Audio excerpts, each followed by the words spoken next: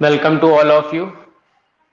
आप सभी का स्वागत है। Today we will going to discuss NCERT exercise 1.2 remaining questions. जो क्वेश्चंस बच गए हैं उन क्वेश्चंस को आज हम लोग समझते हैं, कंटिन्यू करते हैं। देखिए, आज का पहला क्वेश्चन है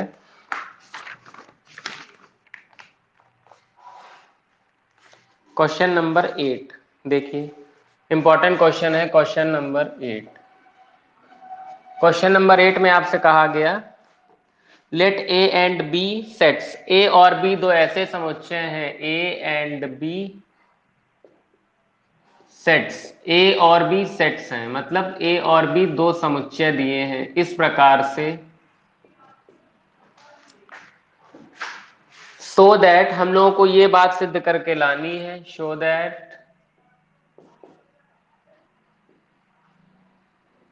F such that A cross B to B cross A.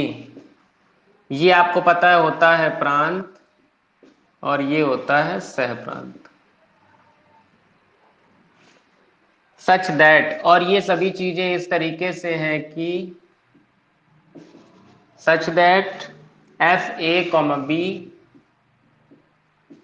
Is equals to B comma A is bijective function. और आपसे कह रहा है कि ये एकैकी आच्छादक है, एकैकी आच्छादी है, या इसी को बाइजेक्टिव भी बोल देते हैं। देखिए, जब आपके सामने एक क्वेश्चन आया, सबसे पहले आपने किया क्या, इस क्वेश्चन से रिलेटेड जो भी जानकारी आपको दिख रही थी वो आपने लिख ली।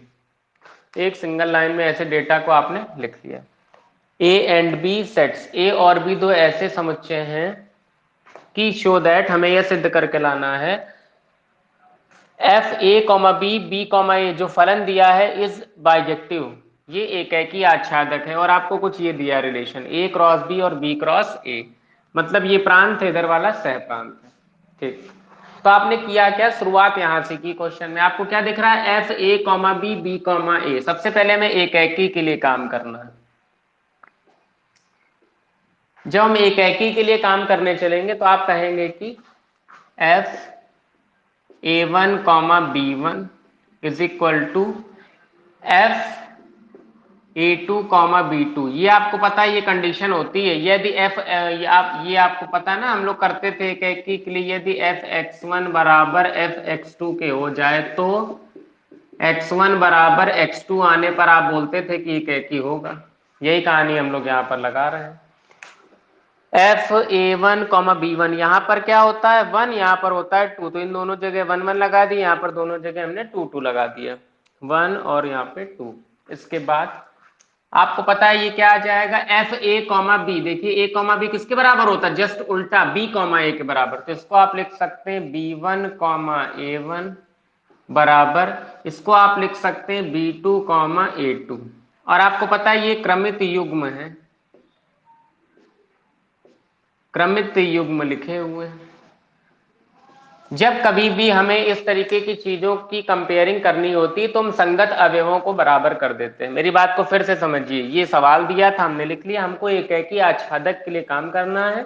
एकैकी की पहचान थी, यदि एफ एक्स वन बराबर एफ एक्स टू के हो तो एक्स वन बराबर एक्स टू आ जाना चाहिए। हमने तुरंत सवाल में पहुंचे, यहाँ वन वन किया, यहाँ पर टू टू किया, क्योंकि सवाल कहता है, मतलब ये एकैकी की डेफिनेशन बोलती है, यहाँ पर वन होना चाहिए, यहाँ पे टू, इन दोनों जगह वन वन कर दिया, यहाँ पे टू कर दिया। देखिए, फिर उसके बाद ए वन कॉमा बी वन, फलन ए वन कॉमा बी वन किसके बराबर हो जाएगा, जस्ट उल्टा, B one comma A one के। क्यों, क्योंकि देखिए सवाल ने कहा फलन ए कॉमा बी जस्ट उल्टा बी कॉमा ए के बराबर हो जाता है, तो आपने तुरंत कर दिया बी कॉमा ए के बराबर।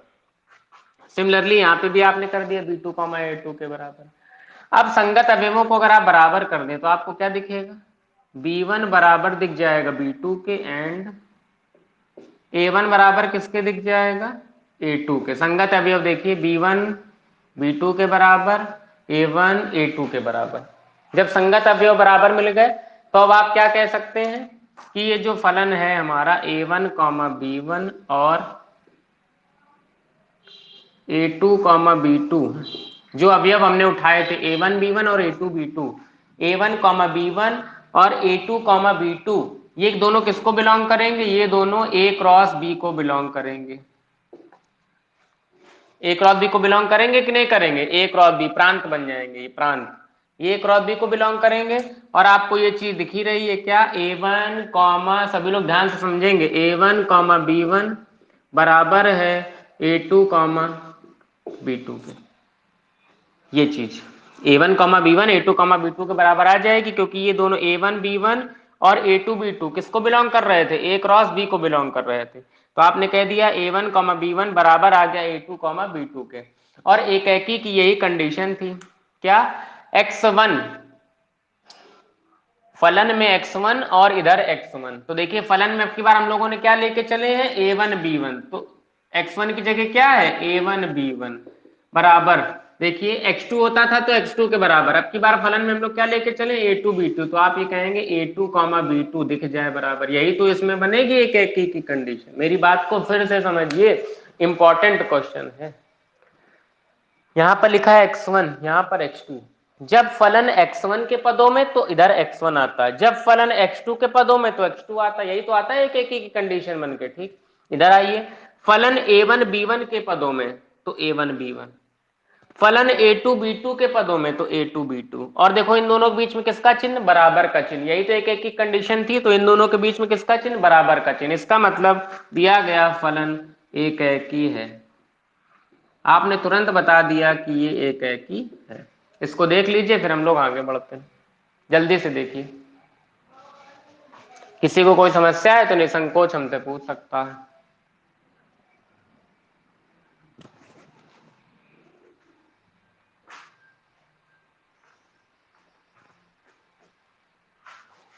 चलिए, सभी को आ गया? फिर समझिए, अब आच्छादक के लिए समझिए।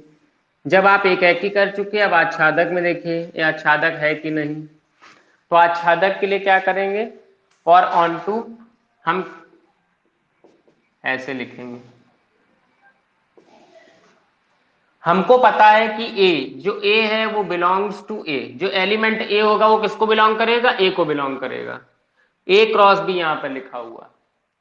फिर जो एलिमेंट हमारा B होगा वो किसको बिलोंग करेगा? B को बिलोंग करेगा, क्योंकि हम लोगों ने कैसे लिखा? A कॉमा B के फॉर्म में लिखा। अब हमको पता है कि अगर हम A कॉमा B लिखेंगे तो वो किसको बिलोंग करेगा? वो A क्रॉस B को बिलोंग करेगा। लेकिन अगर जस्ट इसका उल्टा लिख देंगे हम B क्रॉस A, तो ये किसको बिलोंग करेगा? B क्रॉस A को। देखिए यहाँ पे जो प्रांत है वही सह प्रांत है, बस दोनों में अंतर क्या? क्रमित युग्मों को पलट देना है। देखिए A कॉमा B को B कॉमा A कर दिया। A कॉमा B अगर A क्रॉस B को बिलोंग कर रहा है तो B कॉमा A किसको बिलोंग करेगा? B क्रॉस A को बिलोंग करेगा। और जब ये दोनों आपस में एक दूसरे बिलोंग करेंगे तो हम लोग क्या कह देंगे? हम लोग कह देंगे कि जो A कॉमा B है वो belongs to A cross B है। ये बात हमको पता है। इस बात का मतलब है कि एफ A कॉमा B जो था वो किसके बराबर है? B कॉमा A के बराबर है। तो ये आच्छादक की कंडीशन हमारी बन जाएगी। आच्छादक की कंडीशन कैसे बन गई? देखिए A क्रॉस B में A comma B, B cross A में B कॉमा A। देखिए दोनों अलग अलग वैल्यू, कोई भी एक्स्ट्रा अवयव नहीं मिलेगा आपको।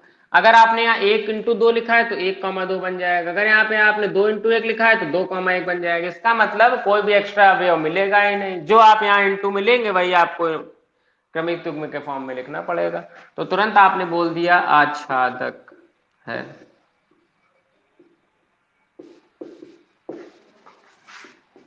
देख लीजिए, कोई दिक्कत हो तो पूछ लीजिए। फिर से इसको समझ लीजिए, A बिलोंग कर रहा है A को, B बिलोंग कर रहा है B को। यदि, यहां पर लिख लीजिए, यदि A को बिलोंग करता है, B को बिलोंग करता है, तो A क्रॉस B बनाते समय हम A into A comma B लिख देंगे। B क्रॉस A बनाते समय B और A लिख देंगे। दोनों बिलोंग करना है, ये प्रांत है, ये हमारा सह प्रांत है। A कॉमा B बिलोंग करता है इसको। देखिए ऐसे आप इस चीज को लिख सकते हैं, A comma B and B comma A। देखिए A कॉमा B किसके लिए था? A कॉमा B था हमारा A क्रॉस B के लिए, और जो B कॉमा A था वो हमारा B क्रॉस A के लिए था। A क्रॉस B क्या है? प्रांत का काम कर रहा है, और बी क्रॉस ए किसका काम कर रहा है, सह प्रांत का काम कर रहा है। इसका मतलब जो चीज हमको प्रांत में दिखेगी उसी का जस्ट अपोजिट मतलब उल्टा क्रमिक युग्म में हमको सह प्रांत के रूप में दिख जाएगा। अगर इधर आपने एक बी लिया तो इधर आपको बी ए लेना पड़ेगा और कुछ एक्स्ट्रा छूटेगा नहीं। छूटेगा क्यों नहीं, क्योंकि वो तो ए और बी पे डिपेंड करेगा, आप कुछ ना कुछ तो लेंगे ही लेंगे। तुरंत आपने कह दिया आच्छादक है। देख लीजिए, फिर अगले क्वेश्चन की तरफ बढ़ते हैं, जल्दी से देख लीजिए।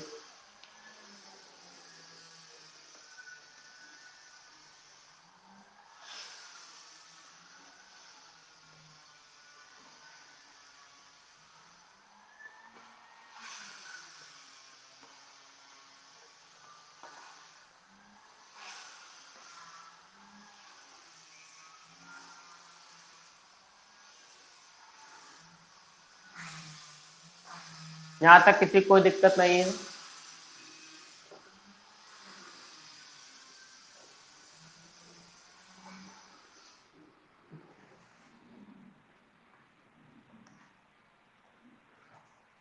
इसी में अगला क्वेश्चन देखिए आगे, क्वेश्चन नंबर 9। आज ही चैप्टर अपना खत्म हो जाएगा। क्वेश्चन नंबर 9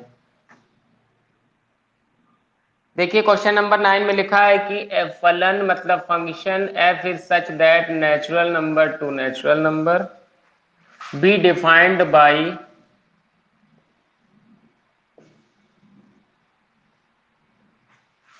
आपको जो फंक्शन दिया है वो ये दिया है f n equals to in curly bracket n plus 1/2 if n is odd, यदि एन एक विषम संख्या है, n/2 if n is even. ये बात आपको दी है। For all n belongs to natural number. देखिए जरा एक मिनट, इस बात का मतलब क्या है। जब आप इन बातों को समझने चले तो आपको ये दिख गया कि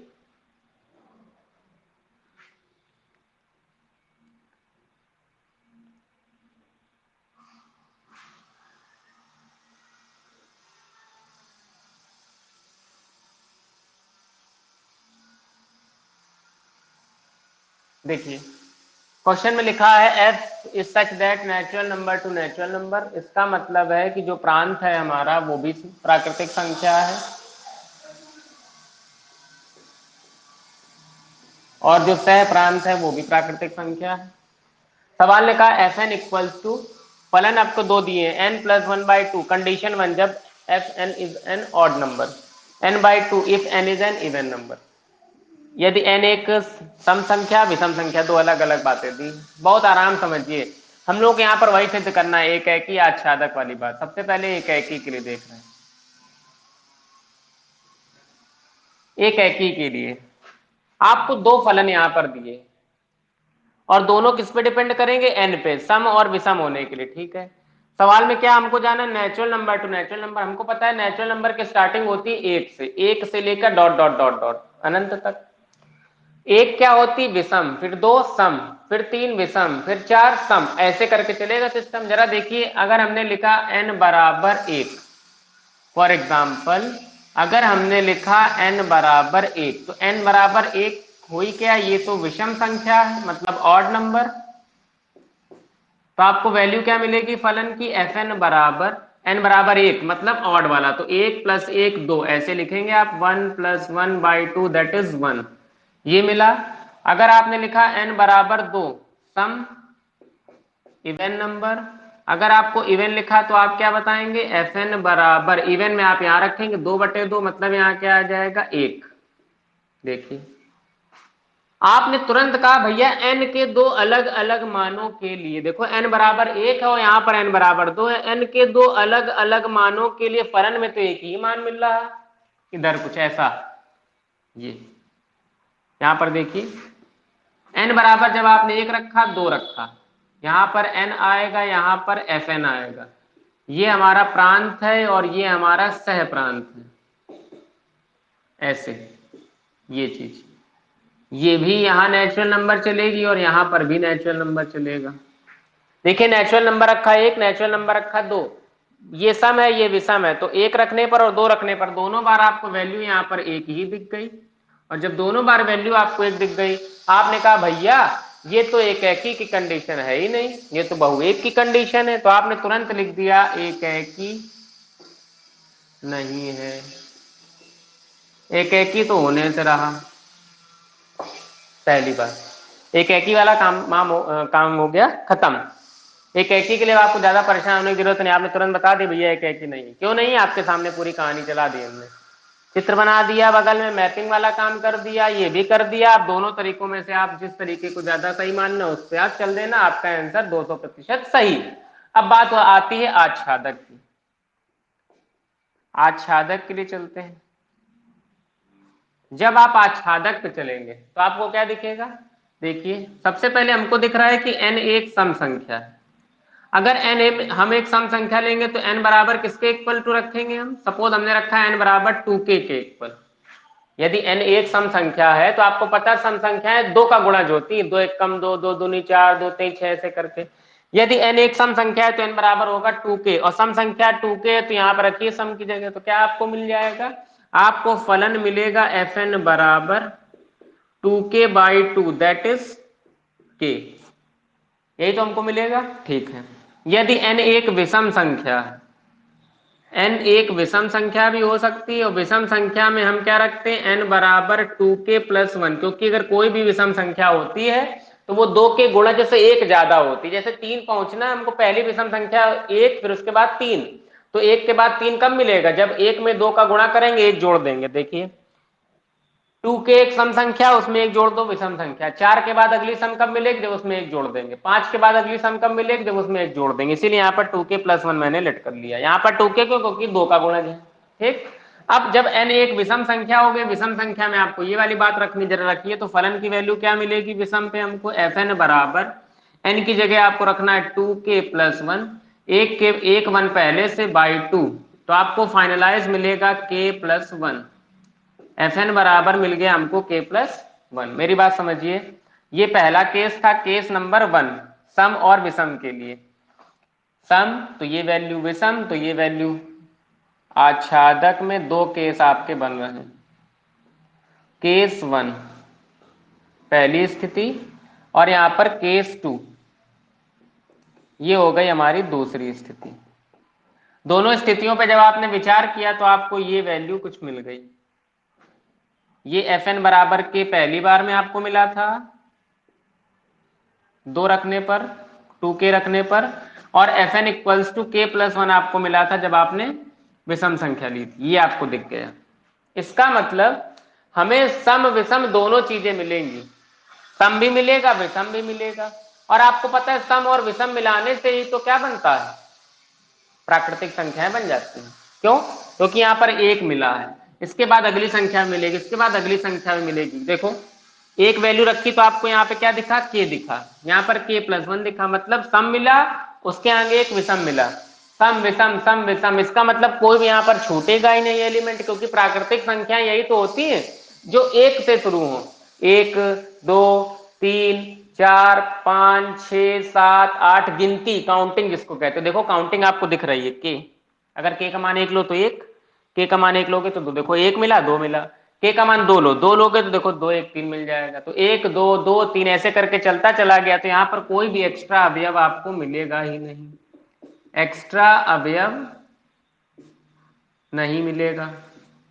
और जब एक्स्ट्रा अवयव नहीं मिलता है तो वहां पे क्या होता है? आच्छादक हो जाता है। तो आपने कह दिया दिया गया फलन आच्छादक है। किसी को कोई डाउट हो तो निसंकोच हमसे पूछ सकता है। 1 2 रखा तो 1 मिला, आप 2 रखिए, 2 1 3/2, देखिए 1 रखा था तो 1 1 2/2, n is odd. n odd में और कुछ आप ले लो, मान लीजिए अभी हमने 1 लिया था, अब आप 3 ले लो, 3 लोगे तो 3 1 4/2, देखिए 3 1 4 और 4 का आधा 2, देखिए आपको 2 मिला। कब? जब हमने 3 लिया।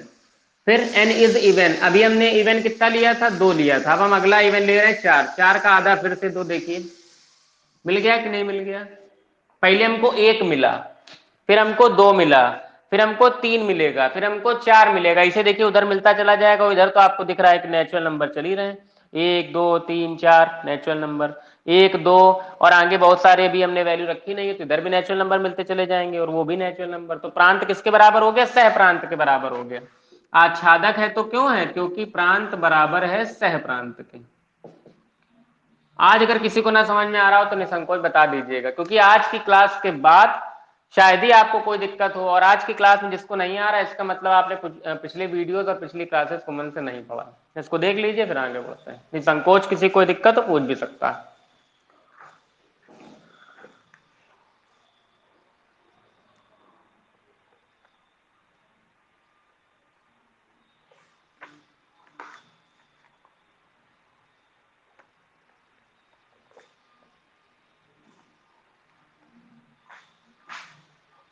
देखिए हो गया, 9 नंबर हो गया।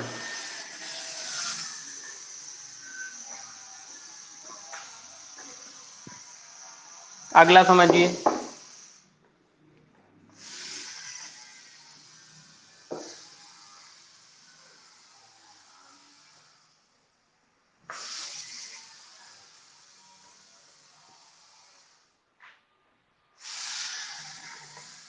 क्वेश्चन नंबर 10 समझने से पहले जरा 11 और 12 पे एक बार चर्चा कर लें, क्योंकि दोनों ऑप्शनल है, इनको जल्दी से खत्म कर देते हैं, फिर क्वेश्चन नंबर 10 खत्म करने के बाद एक्सरसाइज फिनिश।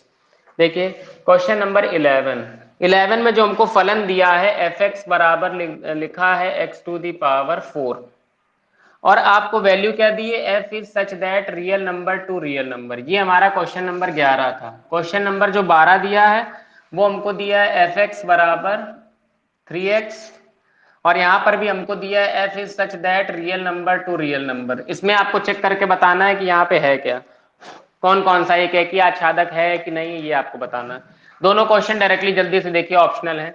अब ये क्वेश्चन हमारे एयरफोर्स में भी ऐसे अगर एग्जाम में आ गया तो क्या करेंगे, बहुत जल्दी जल्दी काम करना है। तुरंत आपने मैपिंग बनाई, मैपिंग में आपने तुरंत देखा क्या ये एक ही है real number two real number, ये आपका है प्रांत, ये है आपका सह प्रांत, क्योंकि ऑप्शनल है पूरा सॉल्व करने की कोई आवश्यकता नहीं। ये है प्रांत,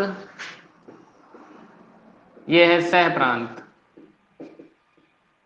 रियल नंबर कह रहा वास्तविक संख्या रखो, पहले हमने तुरंत रखा 1, जब 1 रखा तो 1 की घात 4 हो गया 1। फिर रियल नंबर में तो माइनस भी आती है, जरा -1 रख के देखिए, -1 रख के देखा तो -1 की पावर 4 तो +1 बन जाएगा। तो आपने तुरंत कह दिया, देखिए दो वैल्यू की एक इमेज, तुरंत आपने बोला एक है कि नहीं, एक है कि नहीं होगा, पहला पॉइंट। अब किसके लिए चेक करना है? आच्छादक के लिए। जितने भी लोग, केवल 3 ही 4 लोग हैं तो आप लोग ध्यान समझिएगा मेरी बातों को। रियल नंबर रखना था, रियल नंबर उठाया, पहले पॉजिटिव उठाया 1 की पावर 4 1, फिर एक बार निगेटिव रख लिया तो -1 की पावर 4 तो 1। तो आपको दिख रहा है दो वैल्यू की एक इमेज एक है कि होने से रहा, तुरंत आपने कह दिया एक है कि नहीं है, 1 1 नहीं है, 1 1 तो होने से रहा। अब आच्छादक के लिए जरा चेक करिए, आच्छादक में क्या होता था? आच्छादक में एक्स्ट्रा एलिमेंट ना दिखे, क्योंकि यहाँ पे भी रियल नंबर दिखना चाहिए, यहाँ पे भी रियल नंबर दिखना चाहिए। आपको पता है पावर 4 लिखी है, प्रत्येक वास्तविक संख्या के लिए यहाँ पर रियल नंबर चाहे आप जो रख दो, चाहे माइनस रख दो, चाहे पॉजिटिव रख दो, आप हर बार जो भी वैल्यू रखोगे केवल आपको पॉजिटिव ही दिखेगा। क्यों भैया? पावर 4 है तो निगेटिव माइनस की घात 4 तो पॉजिटिव ही तो मिलेगा, तो यहाँ पर 0 के लिए 0 मिलेगा। इसके अलावा आप चाहे कोई भी संख्या रख दो, क्यों? क्योंकि रियल नंबर में 0 आता है, माइनस की संख्या है, प्लस की संख्या है। 0 रखा तो 0, +1 रखा तो 1, -1 रखा तो 1। आप -2 रख दोगे तो 2 दूनी 4 दूनी 8 दूनी 16, प्लस का 16 आपको दिख जाएगा। आप प्लस का 2 रखोगे तब भी आपको 16 दिख जाएगा, यही तो दिखेगा। तो आप कहेंगे भैया हमें केवल पॉजिटिव संख्याएं यहाँ पे दिखेंगी और बहुत सारी संख्याएं छूट जाएंगी उसमें, और जहां पर छूट जाता है वहां पर आच्छादक बिल्कुल भी नहीं होता। तो आपने यहां बता दिया आच्छादक भी नहीं है, ऑन टू भी नहीं, और 1 1 भी नहीं। अब इसमें ऑप्शन चेक कर लीजिए कौन सा आएगा 11 का।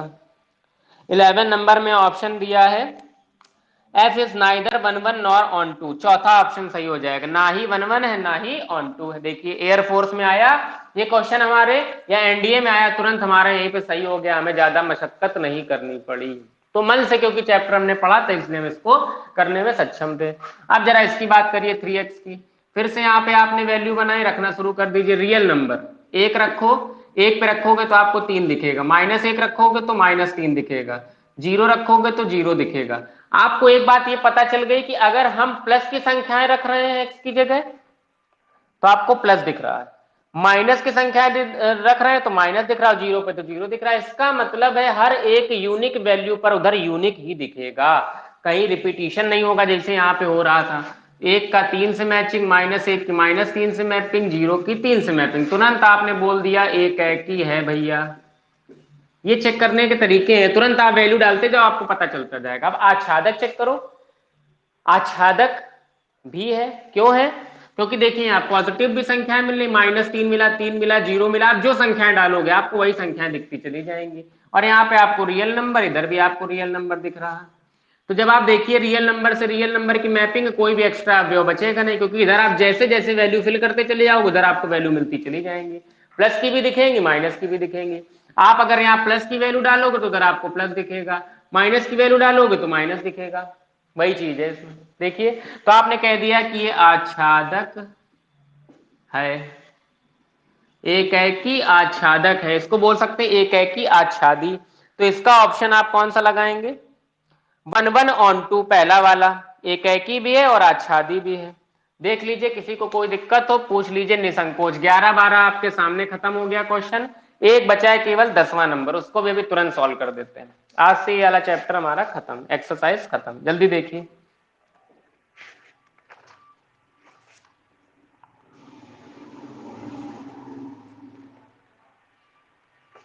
चलिए सभी को आ गया होगा, कोई दिक्कत नहीं। ये ऑप्शनल वाले क्वेश्चन करने का तरीका होता है। अगर यही क्वेश्चन हमारे थ्योरी में आ जाए तो फिर इनको एक है कि आच्छादक बकायदा लिख के करेंगे, नहीं तो अपना ऐसे कर लीजिए। ग्राफ से भी ये क्वेश्चन हो जाते हैं। अगर इस क्वेश्चन को हम ग्राफ से करते तो कैसे करते?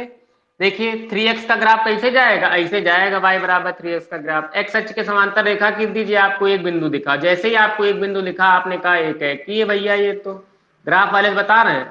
इधर ग्राफ ऊपर चलता जाएगा प्लस इन्फिनिटी की तरफ, इधर ग्राफ ऐसे चला जाएगा माइनस की तरफ, और आपको दिख रहा है जैसे जैसे इधर बढ़ता जाएगा वैसे वैसे y की वैल्यू आपको मिलती चली जाएगी, तो कोई वैल्यू छूटेगी ही नहीं, तो आच्छादक भी आ जाएगा। ये ग्राफ वाला तरीका। इसमें अगर ग्राफ वाला तरीका लगाते y इक्वल टू एक्स की पावर 4, तो इसका ग्राफ कैसे बनता? इसका ग्राफ ऐसे बनता, y बराबर एक्स की पावर 4 का, एक्स अक्ष के समांतर रेखा खींचते आपको दो बिंदु मिलता। जब ये क्वेश्चन हम नेवी के एग्जाम में, एयरफोर्स के एग्जाम में, AI के एग्जाम में, यूपीटीयू के एग्जाम में, IIT जेई के में लगाते तो आपको ऐसे करना होता ग्राफ वाले से, इतना बिना करते, फिर हम तुरंत ऐसे कर देते। जब आप ग्राफ खींचेंगे y बराबर एक्स की पावर 4 का ग्राफ ऐसे बनेगा। पहला तरीका एक ही जांचने के लिए एक्स अक्ष के समांतर रेखा खींची, जैसे रेखा खींची आपको मिला दो बिंदु, तो आपने कहा भैया दो बिंदु में तो एक ही होता नहीं, तो आपने तुरंत एक पे क्रॉस लगा दिया। आच्छादक चेक करने के लिए आपने y अक्ष पे चले, जब आप y अक्ष पे चले तो आपको दिख रहा है कि ग्राफ के अंदर केवल ये वाली वैल्यू पैक हो रही है, ये वाली y की, ये वाली वैल्यू छूटती चली जा रही, इधर तो कोई रोल है नहीं, इसका मतलब वैल्यू छूट गई और ये एक्स्ट्रा वैल्यू है, और जैसे एक्स्ट्रा वैल्यू दिखी तो आपने कह दिया कि ये अंतरक्षेपी है, आच्छादक नहीं है, खत्म। ग्राफ से ऐसे चेक करते हैं। आपको ये तरीके मैं बता रहा हूँ, शायद ही आपको कभी ये तरीके पढ़ने को मिले, इसीलिए इनको मन से पढ़िए।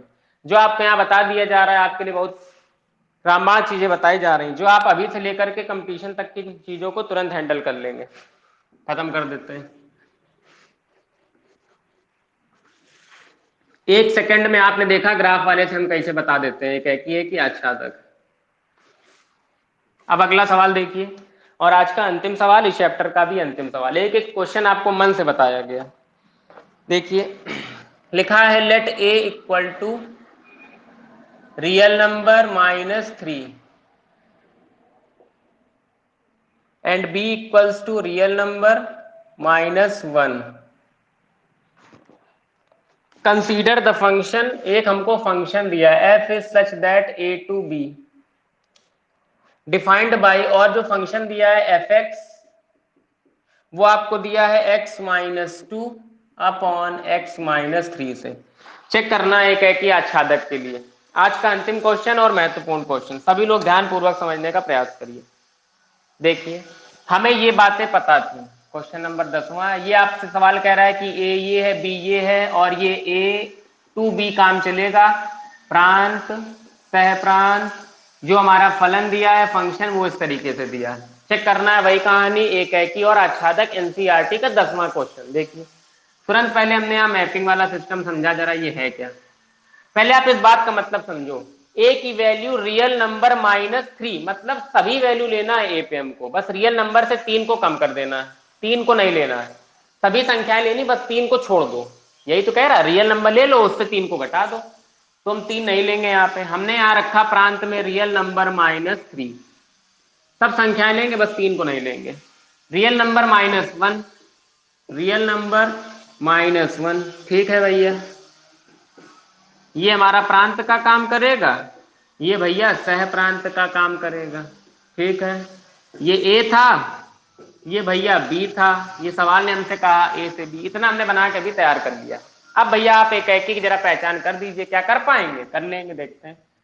नंबर 1 पर एक एकी पहचानने चले हम। आपको दिख रहा है एक एकी की कंडीशन शुरू से पढ़ते चलना है, f(x1) बराबर f(x2), तो x1 बराबर x2 के आना चाहिए, यदि ये कंडीशन होती है तो। यही मैंने आपको पहले दिन भी सिखाया था, मैं आपको अंतिम दिन में सिखा दे रहा हूं। अब शुरुआत करिए इसकी, उठाइए x की जगह x1 - 2 upon x1 - 3 equal to x2 - 2 upon x2 - 3, cross multiply कर लीजिए। x1 x2 - 2x2 + 6 equal to इधर x1 x2 माइनस का 2x1 प्लस का 6, 6 से 6 कैंसिल आउट, x1 x2 से x1 x2 कैंसिल आउट, आपका आ गया -2x2 इक्वल टू माइनस का 2x1, -2 से -2 खत्म हो गया, x1 बराबर x2 के आ गया। भैया जैसे ही आपको x1 बराबर x2 मिला, आपने कहा ये तो आपने कहा था एक ही होता है, तो हमने कह दिया हाँ है, क्या तकलीफ है? कोई तकलीफ ही नहीं। अब जरा मैपिंग पे आ जाओ, 3 के अलावा चाहे जो आप रखना शुरू कर दो। x की जगह सपोज आपने 1 रखा, 1 रखोगे, 1 में 2 जाएगा तो आएगा -1, और 1 में 3 जाएगा तो आएगा -2, मतलब 1/2। फिर आप रख दो 3, लेकिन 3 नहीं रखना है क्योंकि उसने मना किया 3 रखने के लिए, आप रख दो -3। आप -3 रखेंगे तो -3 क्या हो जाएगा? -6, और यहाँ पर आप -3 रखोगे, -3 -2 -5, तो आपको मिल जाएगा 5/6। आपने देखा अभी तक हमको कहीं भी ऐसा नहीं दिख रहा है कि किन्हीं दो x के मानों के लिए y का एक मान आपको दिख जाए, नहीं दिख रहा है, तो आपने कह दिया एक ही है। मैपिंग से भी दिख रहा है, इसे भी दिख रहा है, एक ही वाली कहानी थी, तो समाप्त हो गई। अब बचा आच्छादक चेक करने के लिए, आच्छादक अभी हम चेक कर लेते हैं, एक ही आप लोग देख लीजिए। चलिए सभी को आ गया होगा, f(x1) बराबर f(x2), x1 बराबर x2 सॉल्व किया, ये आ गया तो एक ही, यहीं तक आ गया तो ओके। फिर इसको आपने बना लिया, कोई दो संख्या अपने मन से मान ली, बस खाली 3 ना रखना, बाकी चाहे जो मान लेना। तो हमने 1 रखा, -3 रखना, आपकी जो इच्छा हो वो आप रख लो, और सारी संख्याओं के लिए भी चेक करा सकते हो, कोई डाउट नहीं। अब आगे बढ़िए, आच्छादक के लिए चेक करिए।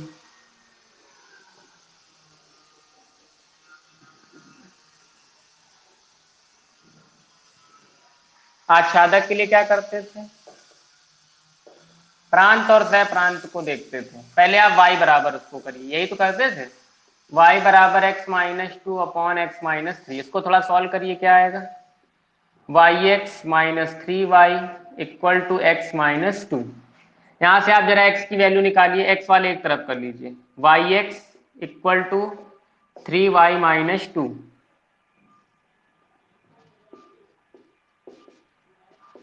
ऐसे yx - 3y एक साथ, x - 2 एक साथ, x वाले एक तरफ कर लिया, y वाला हमने एक तरफ कर दिया। यहां से x की वैल्यू निकालेंगे, क्या दिखेगा? y - 1 बराबर 3y - 2, x बराबर 3y - 2 अपॉन y - 1। देखिए मैपिंग आच्छादक की क्या कहती थी? यही तो आच्छादक की मैपिंग हमको सिखाती थी, रियल नंबर में से 3 ना लेना, और रियल नंबर में से क्या ना लेना? 1 ना लेना, रियल नंबर में से 1 नहीं लेंगे। यहाँ पर x की वैल्यू क्या कह रही है? x की वैल्यू ये कह रही है कि पहली चीज तो y का मान क्या नहीं होना चाहिए? y का मान 1 नहीं लेना हमको। क्यों? क्योंकि जैसे अगर आप y हम 1 ले लेंगे तो क्या हो जाएगा? 1 में 1 चला जाएगा, 0 अनंत हो जाएगा। भाई यही तो मैपिंग होती थी कि एक एक की मैपिंग हो, कोई भी अवयव ना बचे, एक्स्ट्रा अवयव ना हो। ठीक, देखिए जरा, जब आपने देखा कि y does not equal to 1 है, ठीक है, मतलब हमको y की वैल्यू 1 नहीं लेनी है, तो आप देखिए परिसर क्या दिखेगा? परिसर का मतलब y का मान, यही होता था परिसर। परिसर आपको क्या दिखेगा? परिसर में आप स्वतंत्र हैं, सब संख्याएं दिखेंगी परिसर में, बस एक नहीं लेना है आपको। y does not equal to 1, y एक नहीं होना चाहिए, तभी आपको x की वैल्यू ज्यादा से ज्यादा मिलती चली जाएगी। तो y का मान आपको क्या दिखेगा, रियल नंबर में से एक आपको नहीं लेना है, यही तो दिखेगा y का मान। y का मान रियल नंबर में से एक नहीं लेना, क्योंकि आपको ये पता चल रहा है y does not equal to 1। इसका मतलब हर एक वैल्यू हम निकाल लेंगे, हर एक वैल्यू ले लेंगे, खाली एक ना लो। तो हमने कह दिया y का मान जिसको हम परिसर कह रहे हैं वो रियल नंबर में से एक नहीं होगा, बाकी सब कुछ हो जाएगा। ये हमको कैसे पता चला, ये हमको यहां से पता चल गया, क्योंकि अगर आपने y की जगह एक रखा, एक माइनस एक हो जाएगा जीरो, जीरो का किसी में भाग देंगे तो अनंत, मतलब अपरिभाषित हो जाता है। ठीक है, तो आपने कह दिया y का मान रियल नंबर में से एक कम। परिसर देखते थे, उसके बाद क्या देखते थे, सह प्रांत देखते थे। सह प्रांत जरा देखो क्या दिया, सह प्रांत तो भैया सवाल ही ने दे दिया, क्या, रियल नंबर में से एक कम, मतलब रियल नंबर में से एक नहीं लेना। अब आपकी नजर पड़ी कि यार ये जो y का मान और परिसर जो है ये तो सह प्रांत के बराबर आ रहा, तो आपने कहा परिसर बराबर है सह प्रांत के। ये हम नहीं कह रहे, ये सवाल कह रहा है। परिसर जैसे ही सह प्रांत के बराबर आ गया, आपने तुरंत बोल दिया कि दिया गया फलन आच्छादक है। वहां पर एक ही था और आच्छादक भी आ गया आपके सामने। अब मैपिंग से जरा इस चीज को समझिए, क्या कोई एक्स्ट्रा अवयव मिलेगा, कोई एक्स्ट्रा अवयव नहीं मिलेगा।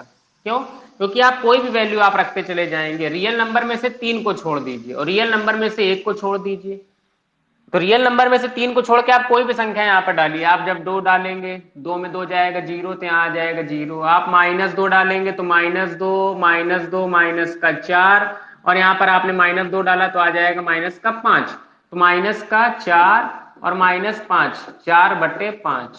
कुल मिला के आपको सभी ऐसी संख्याएं दिखती जाएंगी। जैसे जैसे आप x की वैल्यू फिल करते चले जाएंगे, आपने यहाँ x की कोई भी वैल्यू फिल की, यहाँ पर आपको तुरंत दिखेगा।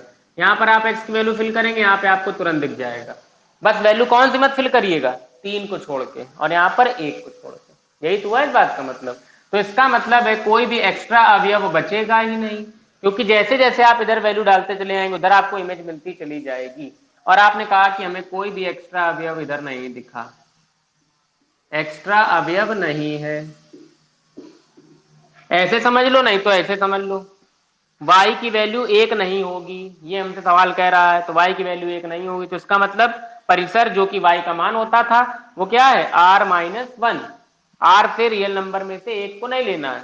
और जब हमने सह प्रांत पर नजर डाली तो सह प्रांत सवाल ने कह दिया था खुद ही r सब कुछ ले लो, बस एक ना लो, तो ठीक है। इसका मतलब परिसर और सह प्रांत बराबर है, परिसर बराबर सह प्रांत, दिया गया फलन आच्छादक है, खत्म।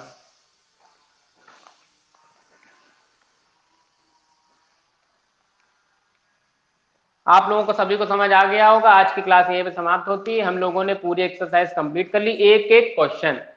अब आपका काम है कि एक बार सारे वीडियोस को कलेक्ट करके दोबारा से देखिए, जिनकी इच्छा है करने की कुछ अलग। वैसे सभी को जानकारी मिली गई है कि 90% आप लोगों का डेटा मांगा गया है 11th का 10th का, तो शायद आप लोगों को उसी के हिसाब से नंबर मिलेंगे। लेकिन तब तक ना मानिएगा जब तक ऑफिशियल नोटिस ना आ जाए कि पेपर नहीं होंगे, कैंसिल है। तो तब तक के लिए तो आप पढ़ ही लें, नुकसान कर नहीं जाएगा अगर आप पढ़ लेंगे तो। ये कहीं नहीं लिखा है कि अगर कोई चीज एग्जाम में नहीं आ रही है तो पढ़ने तो नुकसान कर जाएगा, ऐसा नहीं। अपने ज्ञान को बढ़ाने के लिए अगर आपकी इच्छा हो तो पूरी एक्सरसाइज एक बार दोबारा से वीडियोस निकाल निकाल करके देखिए, मन से समझिए, पूरी सीरीज आपके सामने एक एक क्वेश्चन की। हम लोग कल मिलेंगे अपने समय पे नए एक्सरसाइज के साथ। We will meet tomorrow at the same time. Thanks to all of you watching this video.